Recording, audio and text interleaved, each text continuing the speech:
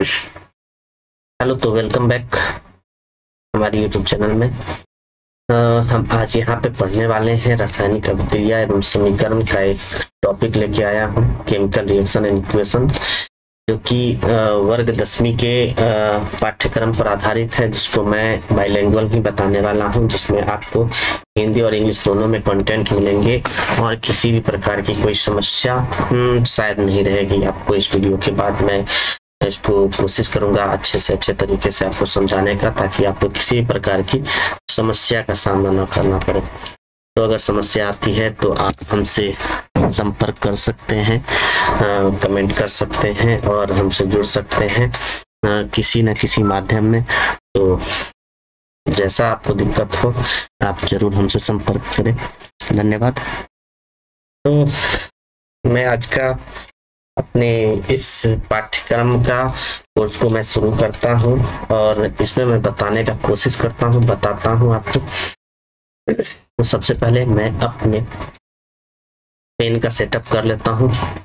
जिस तरह के पेन से मैं बताता हूं जनरली सामान्य,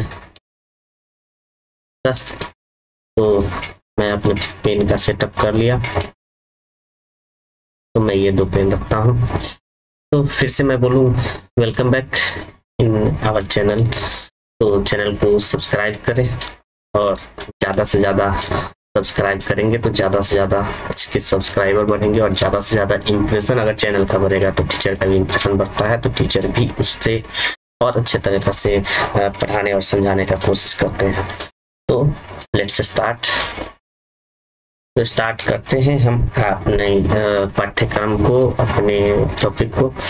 तो हमारा टॉपिक जो था सो आपको पहले ही बता दिया कि रासायनिक अभिक्रिया एवं समीकरण, केमिकल रिएक्शन एंड इक्वेशन है, जो कि 0 से हीरो तक ले जाने का कार्य करना है। तो शायद साउंड वीडियो इस सब में किसी भी प्रकार की कोई समस्या नहीं है। तो मैं शुरू करूंगा अपने पाठ्यक्रम, अपने टॉपिक को, जिस टॉपिक को मैं बताने वाला हूं। जल्दी ज्यादा से ज्यादा लोग जुड़ जाएं तो अच्छा रहेगा चैनल के लिए और हमारे लिए।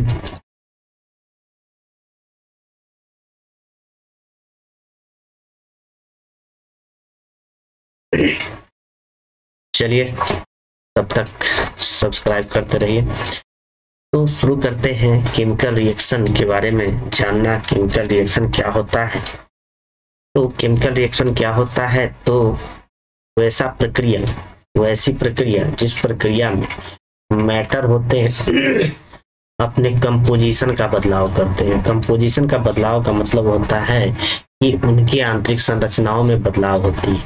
कैसे होती है बदलाव, क्या क्या होता है, उन सभी चीजों को केमिकल रिएक्शन में पढ़ा जाता है और उसका मतलब ही होता है केमिकल रिएक्शन। तो any process that involve arrangement of structure of the substance के स्ट्रक्चर से न्यू सब्सटेंस का फॉर्मेशन होता है। यानी जब मैं लिखूं जब 2 या 2 से अधिक, एक भी लिख सकते हैं, अधिक पदार्थ आपस में मिलकर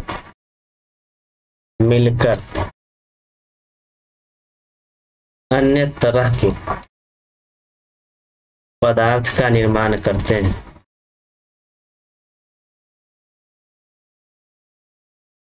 हैं उसे रासायनिक अभिक्रिया कहते हैं।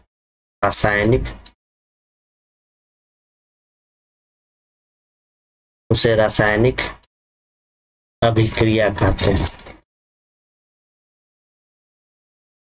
तो बहुत ही आसान है इन चीजों को सीखना। सब्सटेंस में क्या होता है, केमिकल रिएक्शन क्या होता है? तो सब्सटेंस या क्या करते हैं, पार्ट करते हैं किस चीज में? तो केमिकल रिएक्शन में। तो जैसे मैं A+B बना के मिला के C नाम का पदार्थ को बनाया, तो A और B इस केमिकल रिएक्शन में पार्टिसिपेट किए थे, जुड़े थे। तो यह ए और बी जो कहलाएंगे सो केमिकल रिएक्शन कहलाएंगे ए और बी के जुड़ने से जो सी बन रहा है सो।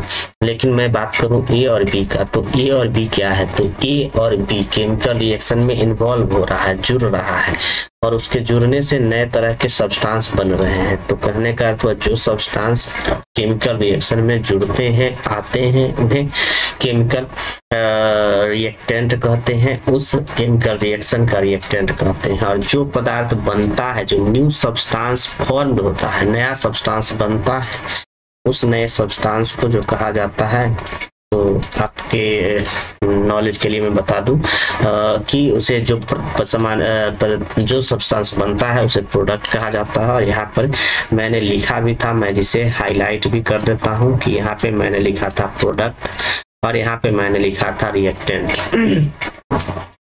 तो रिएक्टेंट और प्रोडक्ट को मैंने यहाँ पे आपके सामने बताया। जैसे यह रिएक्शन में आप देख सकते हैं कि यह जो रिएक्टेंट है और यह जो प्रोडक्ट है डिफर होते हैं किस चीज में, तो फिजिकल केमिकल प्रॉपर्टी में। जैसे जो रिएक्टेंट होता है, जो सब्सटेंस से आपने कोई नए तरह के सब्सटेंस को बनाया, जिस सब्सटेंस से नए तरह के सब्सटेंस को बनाया, जैसे कि आपका ए कोई सब्सटेंस था और बी कोई सब्सटेंस था, उससे सी कोई सब्सटेंस बनाए हैं, तो इसका प्रॉपर्टी, इस ए और बी का जो प्रॉपर्टी होगा सी से बिल्कुल अलग होता है। दूसरा कि law of conservation of mass and energy hold always in the chemical reaction. तो law of conservation of mass के कंसेप्ट को नहीं भूला जाता है, उसको भी याद रखा जाता है। तो लॉ ऑफ कंजर्वेशन ऑफ मास क्या कहता है? लॉ ऑफ कंजर्वेशन ऑफ मास कहता है कि ए पदार्थ अगर ए ग्राम का रहा हो, बी अगर बी ग्राम का रहा हो, तो सी जो होता है तो ए प्लस बी ग्राम के बराबर होता है। यानी इसके मास में किसी भी अन्य प्रकार की बदलाव नहीं होती है। इस बारे में आप ध्यान रखेंगे।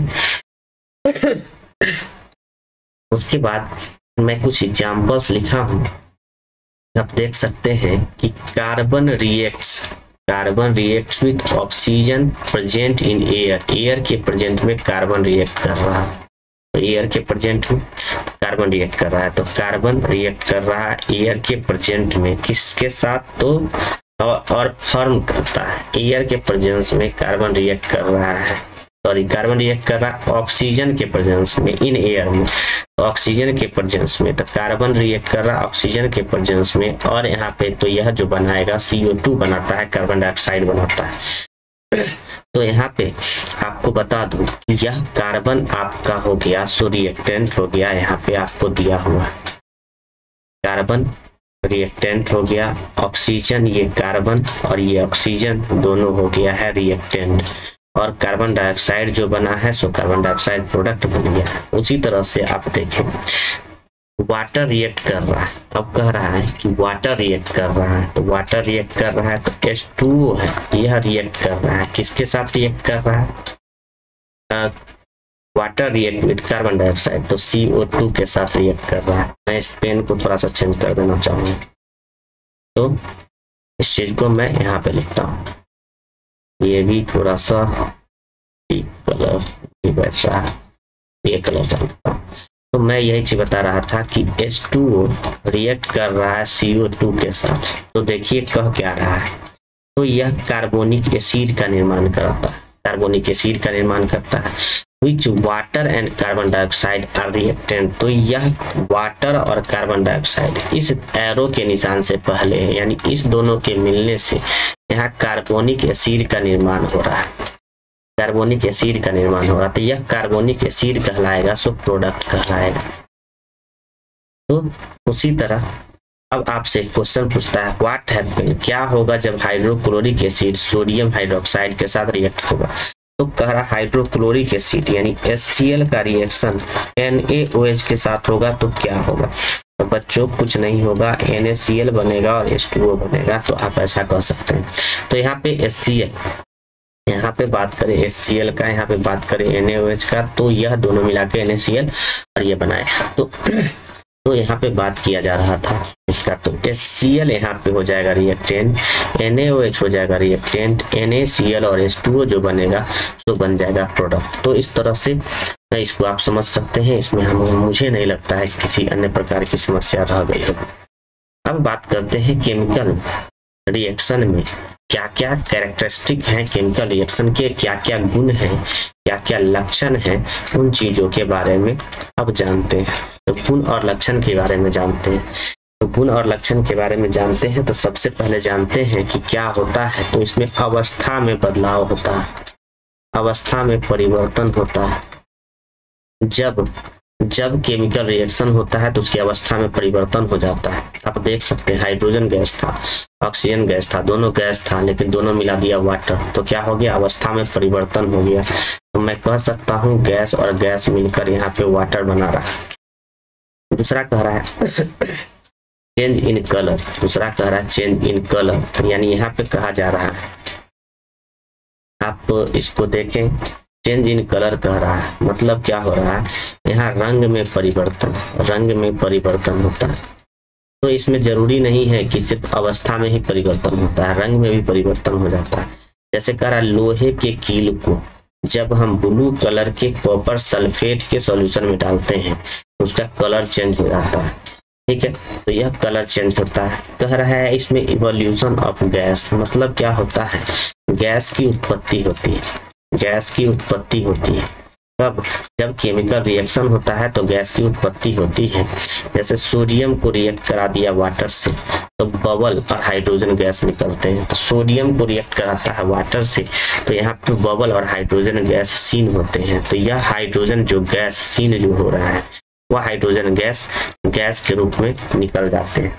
टेम्परेचर में बदलाव होता है। आप नॉर्मल जानते हैं कि चूने पानी को जब पानी में रखते हैं, चूने को पानी में रखते हैं तो वह गर्म हो जाता है, तो टेम्परेचर में बदलाव हुआ। तो टेम्परेचर में बदलाव होता है तो जब वाटर को ऐड किया जाता है क्विक लाइन में, वेसल्स में, तो वह जो होते हैं हीट रिलीज करते हैं, बाहर निकालते हैं। उसी तरह कहें कि जब पोटेशियम हाइड्रोक्साइड को ऐड किया जाता है अमोनियम क्लोराइड के साथ बर्तन में तो वह ठंडे हो जाते हैं। तो यहाँ पे गर्म होते हैं तो हीट रिलीज होते होंगे, ठंडे होते हैं तो हीट एब्जॉर्ब होते होंगे। तो ये हो गई। इसमें प्रिसिपिटेट का बनना, प्रिसिपिटेट का मतलब होता है जम जाना। क्या जम जाना, तो प्रिसिपिटेट का जमना होता है यहाँ पे।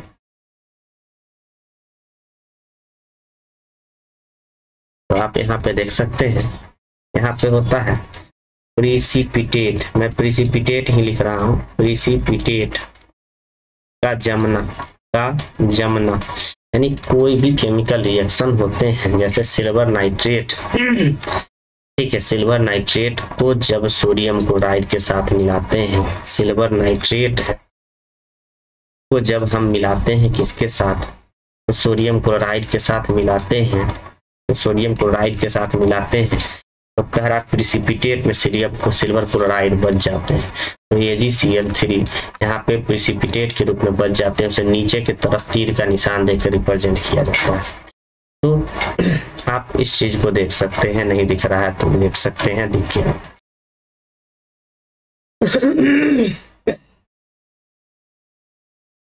तो ये बात हो गई। अब बात करते हैं केमिकल रिएक्शन में और क्या क्या चीज होते हैं। तो इसमें टाइप ऑफ एनर्जी बात कर रहा है, मैं लिखा हूं नोट्स में, type of energy interaction in chemical reaction.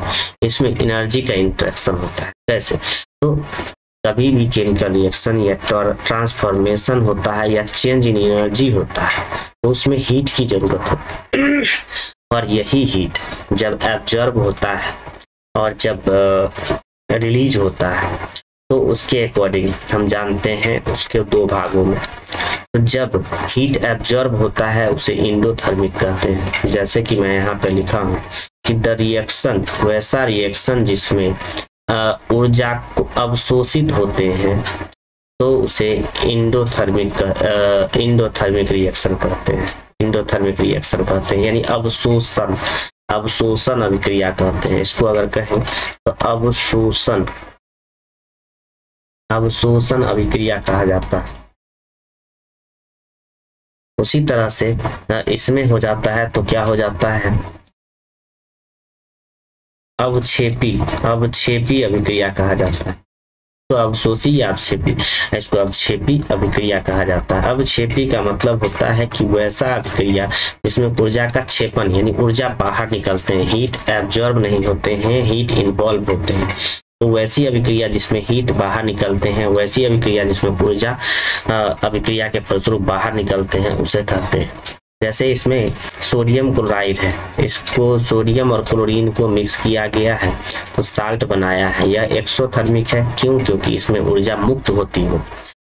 और यहाँ पे आप देख सकते हैं फोटोसिंथेसिस है, तो फोटोसिंथेसिस की प्रक्रिया में क्या होता है, सनलाइट को कन्वर्ट कार्बन डाइऑक्साइड और वाटर की मदद से करके ग्लूकोज बनाया जाता है, यानी कार्बन डाइऑक्साइड को एब्जॉर्ब करा गया। तो इस प्रकार से आप देख सकते हैं इंडोथर्मिक और एक्सोथर्मिक होते हैं। इंडोथर्मिक को अवशोषण अभिक्रिया कहते हैं और उसको अवक्षेपी और अवशोषी कह सकते हैं। इस प्रकार से इसको कहा जाता है। उसके बाद मैं बात करूं तो केमिकल इक्वेशन की मैं बात करता हूं। तो केमिकल इक्वेशन क्या होता है, कभी भी कोई भी केमिकल रिएक्शन को लिखने के लिए जो शॉर्टकट मेथड होते हैं, तो कह रहा है chemical equation is the short hand representation. किसी भी केमिकल, किसी भी अभिक्रिया को लिखने के लघु तरीके को हम कह सकते हैं कि किसी रासायनिक अभिक्रिया को तो उनके सूत्रों एवं संकेतों के द्वारा प्रदर्शित करना रासायनिक समीकरण कहलाता है। रासायनिक समीकरण कहलाता है। रासायनिक समीकरण कहलाता है। तो यही चीज है यहाँ पे। तो शॉर्टकट में इसको लिखना। केमिकल रिएक्शन जो होता है टाइपिकली रिटन वंस 3 वे, 3 तरीके से होते हैं, लिखे जाते हैं केमिकल रिएक्शन। एक वर्ड वाला वर्ड इक्वेशन, एक स्केलेटन इक्वेशन, एक बैलेंस इक्वेशन। तो वर्ड इक्वेशन क्या, तो जैसे मैग्नीशियम है, मैग्नीशियम लिख दिया, ऑक्सीजन है, ऑक्सीजन लिख दिया, मैग्नीशियम ऑक्साइड बना रहा था, मैग्नीशियम ऑक्साइड बना दिया। तो आप यहाँ पे देख सकते हैं कि उसको वर्ड के रूप में इजिली रिप्रेजेंट कर दिया गया, लिख दिया गया। एक होता है स्केलेटन। स्केलेटन जैसे Mg है तो मैग्नीशियम को शॉर्टकट में Mg, ऑक्सीजन को O2 तो MgO2, तो इस तरह से बनता है। तो यह स्केलेटन हो गया। तो आप यहाँ पे दोनों चीजों को देख सकते हैं और जान सकते हैं। ठीक है, तो मैं बढ़ता हूँ आगे। अब बैलेंस इक्वेशन क्या होता है, इस चीजों को जानते हैं। मैं यहाँ पे एक इक्वेशन लिखता हूँ, यहाँ पे Na प्लस Cl2 दोनों मिला के बनाता है NaCl बनाता है। तो यहाँ पे देखना है, यहाँ पे सोडियम कितना है, 1 है, क्लोरीन कितना है, 2 है। यहाँ पे सोडियम कितना है, 1 है, यहाँ पे क्लोरीन कितना है, 1 है। आप यहाँ पे देख रहे हैं तो पा रहे हैं कि सोडियम 1 है, यहाँ पे 1 है, तो ये दोनों बैलेंस है, चलेंगे। लेकिन क्लोरीन यहाँ पे 2 है और वहां पे 1 है, तो इसके लिए इसको 2 से गुना करना होगा, या इसको 1/2, तो 1/2 नहीं करना है, 2 से गुना करना। आप इसको भी 2 से गुना करोगे क्योंकि दोनों एक साथ है। तो ये सोडियम हो गया 2 और क्लोरीन भी हो गया 2। अब क्लोरीन बैलेंस, अब सोडियम खराब, तो इस सोडियम को भी 2 से गुना करना। तो इस प्रकार से आपको यहाँ पे इसको भी 2 से और इसको भी 2 से करके तब इसको बैलेंस करना पड़ा। तो यह इक्वेशन जो होता है, ऐसे करके किसी भी तरह के इक्वेशन को बैलेंस करते हैं। तो why do we need to balance equation, to follow, लिखता हूं मैं उसको, to follow the law of conservation. Law of conservation यानी द्रव्यमान, द्रव्य द्रव्यमान संरक्षण सिद्धांत के नियमों का पालन करने के लिए, के नियमों के पालनार्थ, के नियमों के पालन करने के लिए हमें इक्वेशन को बैलेंस करने की जरूरत पड़ती है, किसी भी इक्वेशन। तो कह रहा है कि केमिकल इक्वेशन जो होते हैं लॉ ऑफ कंजर्वेशन के ऑफ मास को मानते हैं। लॉ ऑफ कंजर्वेशन के मास के अकॉर्डिंग दोनों तरफ जो होते हैं परमाणुओं की संख्या को बराबर करते हैं। बैलेंस इक्वेशन जो होता है उसमें दोनों तरफ क्या होता है, प्रोडक्ट के तरफ यानी इस साइड को आप कहते हैं, क्या कहते हैं, मैं लिख दूं फिर से कि आप इसको कहते हैं प्रोडक्ट कहते हैं, तो प्रोडक्ट, सॉरी इसको कहते हैं रिएक्टेंट कहते हैं, इसको कहते हैं रिएक्टेंट कहते हैं और इसको कहते हैं प्रोडक्ट कहते हैं। तो कहता है कि रिएक्टेंट और प्रोडक्ट जो होना चाहिए सो उसके परमाणुओं की संख्या इक्वल होना चाहिए। और साथ ही साथ कहता है कि डाई एटॉमिक को इस प्रकार से लिखा जाता है, वैसे भी मैं लिखा हूँ डाई एटॉमिक को Cl2 को इस तरह से लिखा हूँ। और कहता है कि all other element can be treated as if they were mono atomic. तो अगर मोनो एटॉमिक है तो उसे मोनो एटॉमिक के रूप में ही लिखना है। Mg को Mg2 यहाँ पे हम नहीं लिखेंगे, Mg मोनो एटॉमिक है, Mg अकेले ही पाया जाता है। तो जो जिस तरह से होता है उसी तरह से उसको लिखना है। अब बात आता है बैलेंस करने के लिए सबसे पहले क्या करना होता है। तो पहले स्टेप को देखिए, सबसे पहले क्या करता है, यह कह रहा है कि बॉक्स में लिख देते हैं। तो हम बॉक्स में नहीं लिखेंगे, इसको मैं बताता हूँ अपने तरीके से। Fe है, H2O है, यह दोनों मिलाकर Fe3O4 प्लस H2 बनाता है। तो हम इस तरह से इसको नहीं करेंगे, हम सीधा लिखेंगे Fe equal to 1, H equal to 2, O equal to 1 और यहाँ लिखेंगे Fe equal to 3, O equal to 4 और H इक्वल टू 2। अब कुछ नहीं करना है, हम Fe3 है या जो ज्यादा होता है एक साथ जो कंबाइन होता है उसको पहले देखना होता है। Fe3 है, O4 है तो O4 पुरा देंगे। तो यहाँ पे O4 चाहिए तो हमने यहाँ पे 4 से गुना कर दिया, उसके चक्कर में 4 से गुना किया तो यह भी 4 से, यह भी 4 से, तो यह 4 हो गया और यह 4 गुना 8 हो गया। जब ये 8 हो गया तो इसको 4 से गुना कर दो, इसको 4 से गुना कर दिया, यह भी 8 हो गया। तो ये हमारा कंप्लीट हो गया। अब Fe3 है, Fe3 है, O4 है, सब कुछ है, Fe3 है तो इसे Fe को 3 से मल्टीप्लाई कर दिया, हो गया। तो ये मेरा सिंपल फंडा है, इसको बनाने का ज्यादा समझने की जरूरत नहीं है। कौन कौन कितना कितना है सो जानना है और किसको किसको कितना कितना पुराना हो तब जाके यह इक्वल हो जाए, उस चीज को कर लेना है। तो इस प्रकार से हम केमिकल इक्वेशन को बैलेंस करने वाली बातें रही तो उसको हम बैलेंस इजीली कर सकते हैं, आइडेंटिफाई कर सकते हैं, देख सकते हैं, समझ सकते हैं। तो अब केमिकल बैलेंस को तो समझ लिए, अब हम समझते हैं। वैसे आप नोट्स में पूरा डिटेल्स दिया हुआ है, आप नोट्स इसमें से ले सकते हैं, नहीं तो टेलीग्राम चैनल पे जुड़ सकते हैं, मैं टेलीग्राम का लिंक डालूंगा। अब बात करते हैं टाइप ऑफ केमिकल रिएक्शन। तो टाइप इसके बहुत सारे होते हैं। पहला है कॉम्बिनेशन। कॉम्बिनेशन का मतलब होता है संयोजन, संयोजन, और कॉम्बिनेशन रिएक्शन है तो संयोजन अभिक्रिया कहा जाता है। बात से ही पता चला, संयोजन यानी A प्लस B आपस में मिलकर C बनाया, तो ये हो गया संयोजन। ये हो जाता है डिकम्पोजिशन यानी वियोजन अभिक्रिया, वियोजन। वियोजन का मतलब होता है टूटना। ए भी एक तत्व था, मतलब यौगिक था, वह A प्लस B के रूप में टूट गया, वियोजित हो। एक होता है डिस्प्लेसमेंट। डिस्प्लेसमेंट का मतलब होता है विस्थापन, विस्थापन। और विस्थापन का मतलब क्या होता है, तो मान लिया कि AB प्लस C था, अब यह क्या बना लिया है, यह क्या बना लिया, तो AC प्लस B बना लिया, यानी B जो है सो अलग हो गया और C जो है सो A पे जाके चिपक गया, इस प्रकार से। और डबल डिस्प्लेसमेंट होता है उभय विस्थापन, इसको बोला जाता है उभय विस्थापन अभिक्रिया बोला जाता है। हिंदी का भी नोट्स आप लोग को मिल जाएगा, डिस्क्रिप्शन वाले टेलीग्राम लिंक पे जुड़ जाएंगे, उसमें आपको सब मिल जाएगा। जैसे AB है प्लस CD है, यह दोनों मिलकर बना लिया AC प्लस BD बना लिया।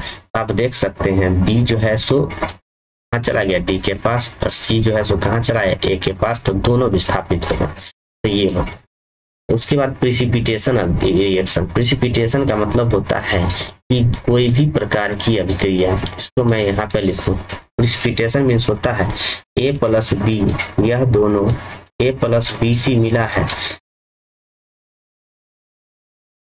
A प्लस बी सी मिला है और यहाँ पे बनाया AC और प्लस B जो है सो प्रिसिपिटेट बन के नीचे बैठ गया, तो ये प्रिसिपिटेशन है। कंबशन प्रिसिपिटेशन, यह होता है कंबशन का मतलब होता है दहन, दहन मतलब होता है कोई भी चीजों का जलना। तो यहाँ पे मान लो कार्बन है, यह ऑक्सीजन के प्रेजेंस में जलकर CO2 बना लेता है, कार्बन डाइऑक्साइड बना रहा है, तो यह दहन है। तो ये हो गया। रेडॉक्स का मतलब होता है, रेडॉक्स को समझने के लिए हम यहाँ पे लिखते हैं, नाम से ही पता चल रहा है रेड ऑक्स, तो रेड का मतलब होता है रिडक्शन, ऑक्स का मतलब होता है ऑक्सीडेशन। तो रिडक्शन और ऑक्सीडेशन अभिक्रिया को रेडॉक्स कहते हैं। एक होता है न्यूट्रलाइजेशन, न्यूट्रलाइजेशन का मतलब होता है जो न्यूट्रल कर दिया जाता है। यह मुख्य रूप से एसिड और बेस आपस में जब मिलते हैं तो उस प्रकार की अभिक्रिया को न्यूट्रलाइजेशन रिएक्शन कहते हैं। ये है। सबसे पहले हम पढ़ते हैं कंबशन। कंबशन में आप देख सकते हैं जो मैं एग्जांपल दिया वही था। तो मान लेते हैं इसमें कोई भी पदार्थ है, जैसे कि सोडियम है, सोडियम आपस में सोडियम है, सोडियम क्लोरीन के साथ अभिक्रिया करता है, क्लोरीन के साथ अभिक्रिया करता है, NaCl बना रहा है। कार्बन जो है ऑक्सीजन के साथ अभिक्रिया कर रहा है तो CO2 बना रहा है। तो आप देख सकते हैं दो या दो से अधिक तरह के पदार्थ मिलकर एक नए तरह के पदार्थ का निर्माण करते हैं, तो यह जो कहलाता है सो क्या कहलाता है, कॉम्बिनेशन कहलाता है। अब बात करते हैं डिकम्पोजिशन का। तो डिकम्पोजिशन में AB कोई पदार्थ था, A और B में बट गया। अब यहाँ पे कैल्शियम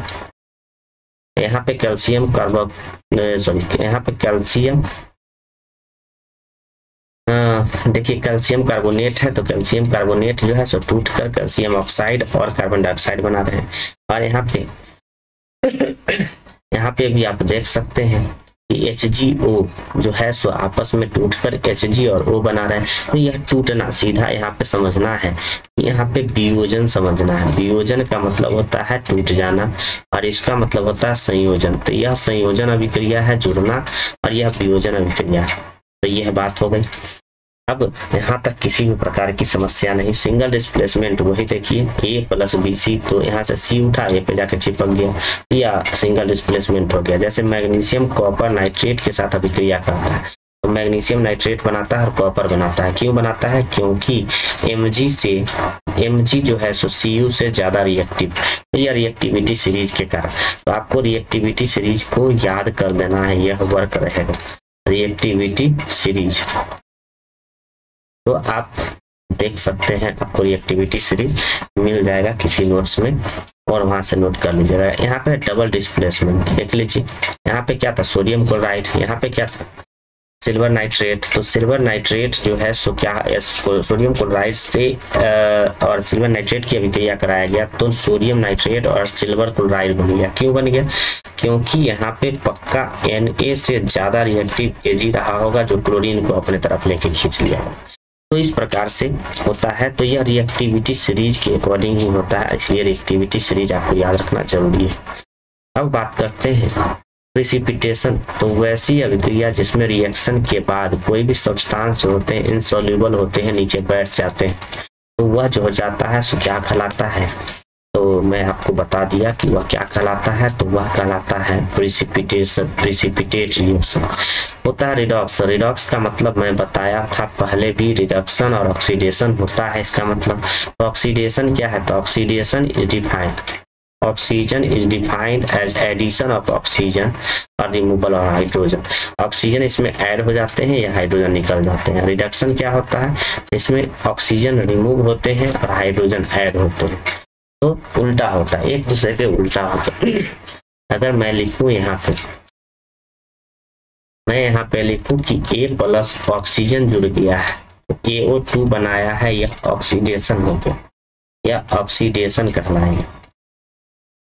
और यही H2O था, यह टूट के OH माइनस प्लस H2 बना दिया। यहाँ पे ऑक्सीजन निकल रहा है, इसमें तो नहीं देख सकते हैं इसका उदाहरण। तो ऑक्सीडेशन में आप देख सकते हैं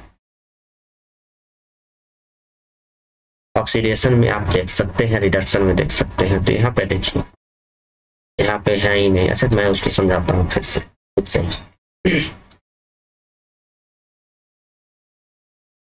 तो ऑक्सीडेशन, अच्छा इस तरफ से देखो, इस तरफ ऑक्सीजन एक साथ था, AO2 ही था, यह भी टूटा और A+O2 बना लिया, यानी ऑक्सीजन इसमें से रिमूव हो गया, ऑक्सीजन निकल गया। तो यह रिडक्शन कहलाएगा, क्योंकि रिमूवल ऑफ ऑक्सीजन रिडक्शन कहलाता है। तो ऑक्सीडाइजिंग एजेंट और रिड्यूसिंग एजेंट की बात देख लेते हैं। तो क्या होता है ऑक्सीडाइजिंग एजेंट?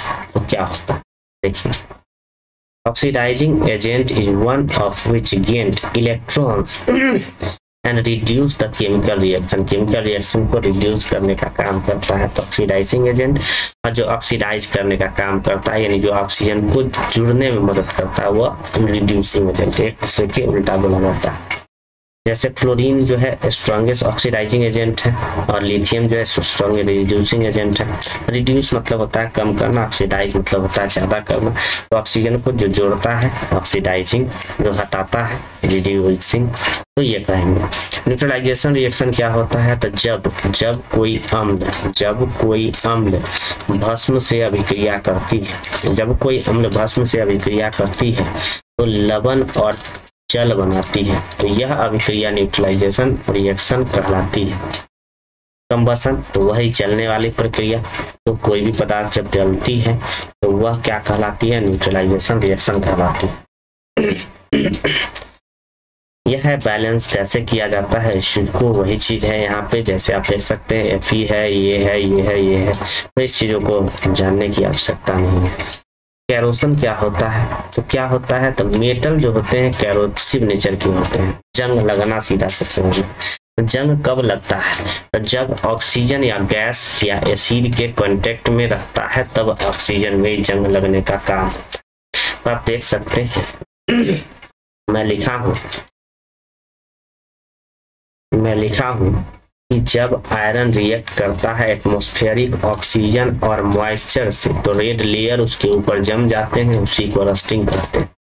मैं यहाँ पे लिख रहा हूँ। इससे बचने के क्या तरीके हैं? तो इससे बचने का तरीका क्या है? बहुत ही इंपॉर्टेंट। इसके बचने के तरीके हैं कि आप इसको क्या कर दो, इसके सरफेस पे ऑयल लगा दो, ग्रीस लगा दो या पेंट लगा दो, बच जाएगा। इसको बचने का तरीका है इसके ऊपर परत चढ़ा दो किसी और एलिमेंट का, बच जाएगा। ठीक है, तो किसी एलिमेंट का परत चढ़ा दो तो यह बच जाता है। या अलग अलग तरह के धातुओं को मिलाकर इसका निर्माण कराएं, इसको बनाएं तो भी यह आसानी से बच सकता है। तो यह बात हो गई। ठीक है, अब है रेंसिडिटी। जब food contain fat, oil and exposed in the atmosphere में बहुत देर तक भरे हुए भोजन को आप छोड़ दीजिएगा। इसमें कोई भी चीज बना हुआ है, इसको बहुत देर तक छोड़ दीजिएगा तो इसमें से दुर्गंध आने लगती है। इसी दुर्गंध को रेंसिडिटी कहते हैं। तो इसके लिए क्या करना होगा? तो sunlight, store cooking oil from direct sunlight. Food should be place low temperature, तो फ्रिज में रखते हैं। फूड जो है सो एयर टाइट कंटेनर में रहना चाहिए, तो अचार के बयाम को टाइट से बंद कर देते हैं। एडिंग द एंटीऑक्सीडेंट मतलब होता है वह सारे चीज जिसको उपयोग में लाया जाता है भोजन को बचाने के लिए। तो जैसे नमक, तेल, ये सब चीजों का उपयोग करते हैं। तो ये चीज हो गया। या नाइट्रोजन गैस ये सब डाला जाता है। जैसे कुरकुरे के पन्नी रहता है इतना पतला, लेकिन उसको बना दिया जाता है ऐसा करके, उसको एल्युमिनियम भर दिया जाता है और बड़े चाव से हम लोग खाते हैं। तो वह नाइट्रोजन जो है एंटीऑक्सीडेंट का काम करता है और उसमें ये करनी होती। उसके बाद कुछ क्वेश्चंस मैं दिया, आप इसका स्क्रीनशॉट ले लें, इसको बना लें घर पे। ठीक है, और इसको भी मैं स्क्रीनशॉट दिया हूं जिसका आप कमेंट बॉक्स में आंसर दे, दोनों का। और कमेंट बॉक्स में आंसर दे तो यह हमारा क्यूज 2 है, यह हमारा क्यूज 1 है। तो क्यूज 1 है तो मैं चाहता हूं कि आप दोनों का जवाब दें और कमेंट बॉक्स में। और उसके बाद मैं आज की क्लास को यहीं करूंगा समाप्त। तो आपसे वही रिक्वेस्ट है कि subscribe our channel free education and increase our watch hour subscriber and our views, so that I am able to taking my class. तो आप लोग से ये रिक्वेस्ट है ताकि मैं अपने क्लास को नियमित रूप से और लाइव में आकर लगातार पढ़ा सकूं। धन्यवाद।